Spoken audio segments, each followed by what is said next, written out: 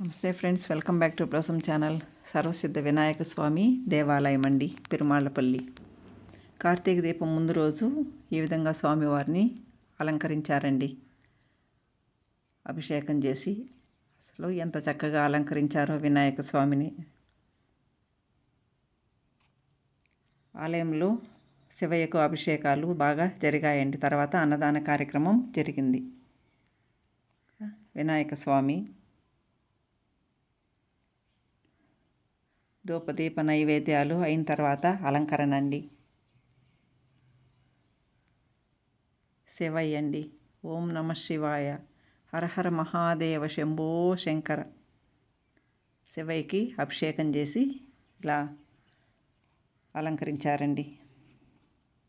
అధిక సంఖ్యలో భక్తులందరూ పాల్గొన్నారు.